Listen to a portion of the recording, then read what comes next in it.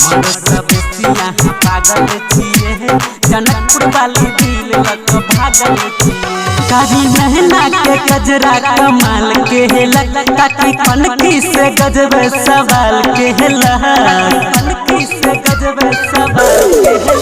कारी नहना के गजरा कमाल के लग काकी कनकी से गजब सवाल के लग आहा हमरे राम जी से मांगल छिए मांगल छिए मांगल छिए अरे हमर सब यहाँ पागल छिए दरभंगा वाली दिल लग भागल छिए हमर सब यहाँ पागल छिए जनकपुर वाली दिल लग भागल छिए हमर सब यहाँ पागल छिए जनकपुर वाली दिल लग music by DJ Umesh Shukipur Bazar Maithili recording studio Khutauna बाजार मन हमर तार सितार जना बागई आहा पछु दहुड़ल भागे आहा पछु दहुड़ल भागे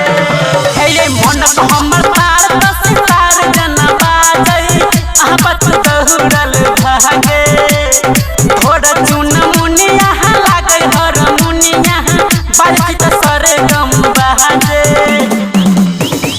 हमर सब यहाँ पागल छिए दरभंगा वाली दिल लग भागल छिए हमर सब यहाँ पागल छिए लहन वाली दिल लग भागल छिए हमर सब यहाँ पागल छिए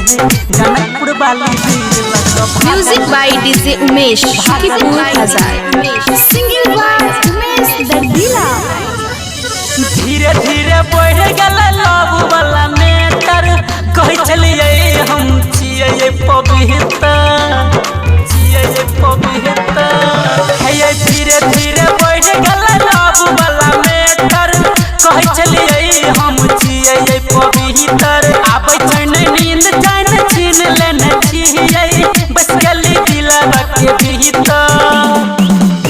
अरे हमर सब यहाँ पागल छिए दरभंगा वाले दिल लग भागल छिए हमर सब यहाँ पागल छिए मधुबनी वाले दिल लग भागल छिए।